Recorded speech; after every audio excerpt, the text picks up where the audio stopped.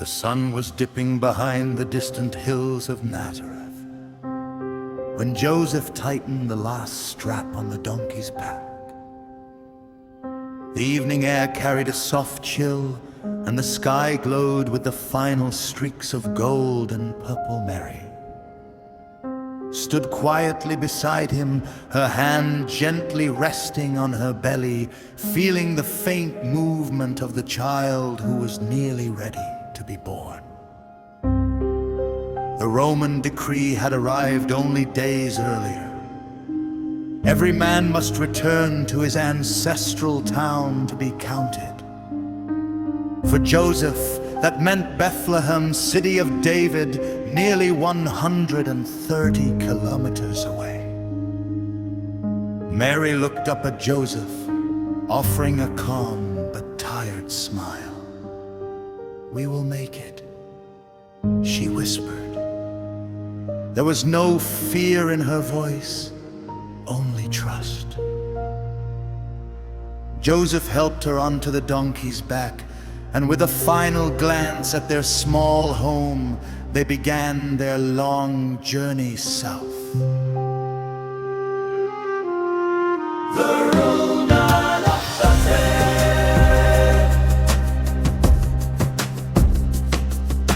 The early miles were gentle. The road wound through olive groves and low stone walls. Farmers were returning from the fields, and some stopped to greet Joseph and Mary with puzzled faces. Traveling now, an old woman asked. Joseph nodded. "We must reach Bethlehem." The woman's eyes softened when she saw Mary. "May God be with you." As night fell, the world grew quiet.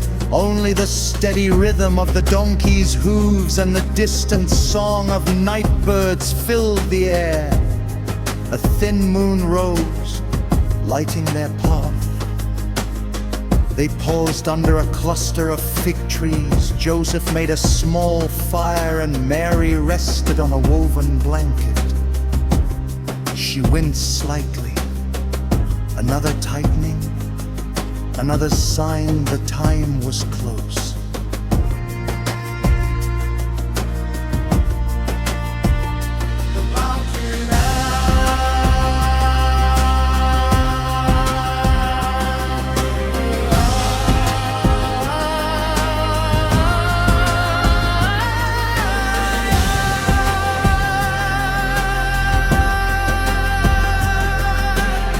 The next morning brought harder terrain.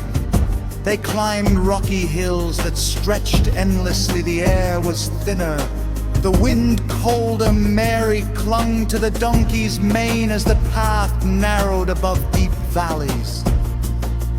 Joseph stayed close, one hand steady on the reins, the other ready to catch her should she slip. Travelers passed them, a merchant caravan, soldiers from the north, families returning to their own ancestral towns. Some gave them water, others gave advice. "It's at least 4 more days to Bethlehem," one man warned. Joseph thanked him, though the words felt heavy. They pressed on.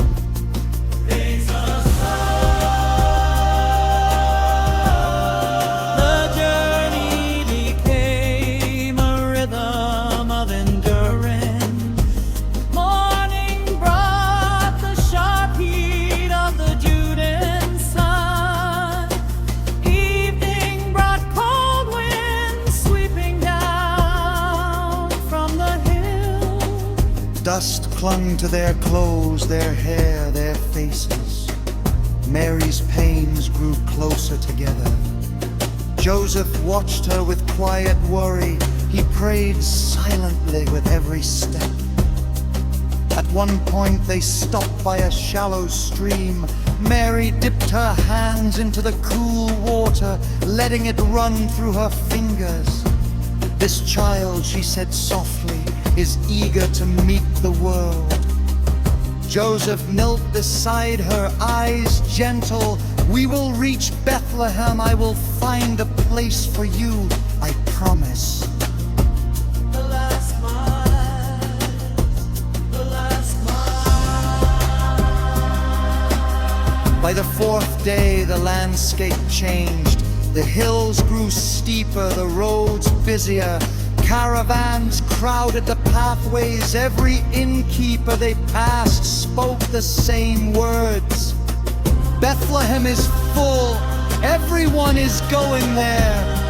Mary breathed deeply, bracing against another contraction. Joseph felt panic rising, but he hid it behind determination. Just a little more, he whispered.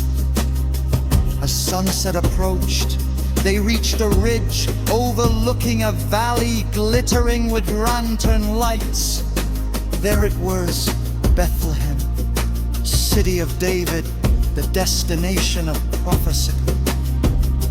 Mary exhaled with relief and exhaustion.